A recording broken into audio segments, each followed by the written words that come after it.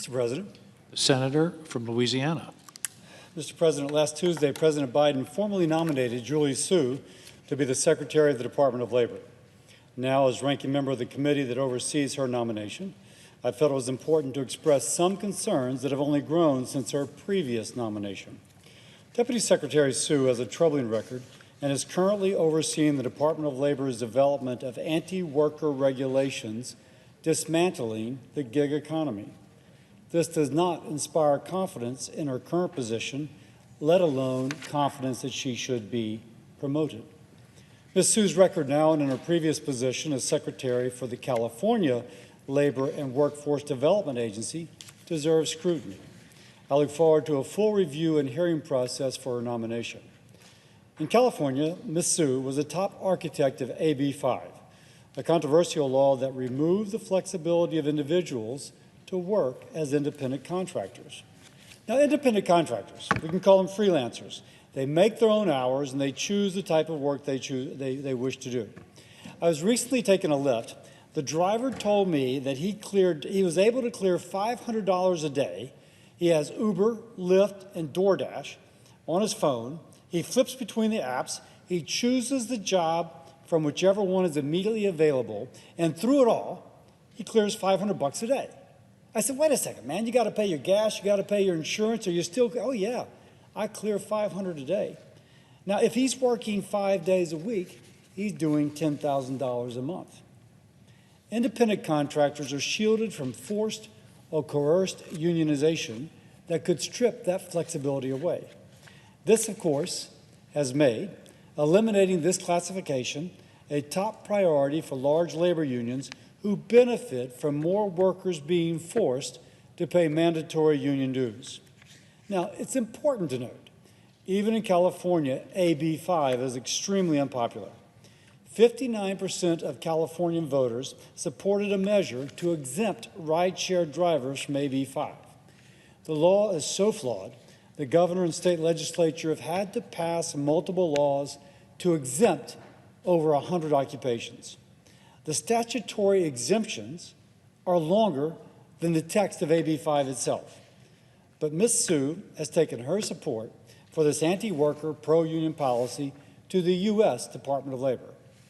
During her tenure as Deputy Secretary of Labor, essentially the agency's chief operating officer, the Biden administration pushed to eliminate independent contracting via federal executive rulemaking. Now, there was never any hope of getting AB 5-like law through Congress, so they pursued their goals through regulation. And if finalized, the new regulation strips 21 million Americans of their ability to classify themselves as independent contractors and enjoy the flexibility this provides. This regulation would undermine the business model of services like Uber, Lyft, and DoorDash that provide valuable services and give drivers the ability and freedom to set their own hours and even hop between states. I got off the airport in New Orleans, Louis Armstrong International Airport, and the guy who picks me up has got Maryland plates. Oh yeah, I moved here like 6 months ago, wanted to come down for Jazz Fest. And so I just notified the different, Uber and Lyft, and now I'm down here working instead of back where I started. We're talking maximal flexibility. By the way, it's not just the Uber and Lyft drivers affected. Truckers are severely impacted. Many truckers are independent owner-operators. They own their own trucks. This regulation could devastate the freedom of these truckers. It could potentially impact the supply chain in the process, as trucking moves more than 72% of the goods in the United States annually. Now, as a conservative from a conservative state, but I think as an American from any state, I can say that we don't need the application of a law from one of the most liberal states to the entire nation. A law rejected in California is not a policy to be pursued on a federal level. We need to support the right of workers and their ability to choose what is best for them, not put them in a straitjacket to serve other people's goals. I also want to hear Ms. Su's position on DOL's effort to uproot the franchise model, which employs over 8 million Americans. Deputy Secretary Sue has made public comments indicating that she will pursue attempts at DOL to forcefully impose a joint employer classification on the almost 800,000 franchises operating in our communities, the same as any other small business. Saddling franchisors with liability for thousands of franchise owners that actually operate the small business would be a sure way to destroy the system of franchising. A model which has allowed those underrepresented in the business community, women, people of color, to have the ability to live the American dream, becoming successful small business owners as they help create jobs, lifting other workers out of poverty. No one is surprised that the joint employer rule is a major priority for large labor unions. It's easier for them to pressure one company to unionize to increase their union dues than to pressure thousands of independent businesses. The priority of the Biden administration should not be to do whatever makes it easier to forcibly and coercively unionize workers while undermining the business models of the establishments they work for. It should be to increase individual freedom and opportunity. Comes to mind, there's a fellow north of Baton Rouge, moved here from West Africa to attend LSU.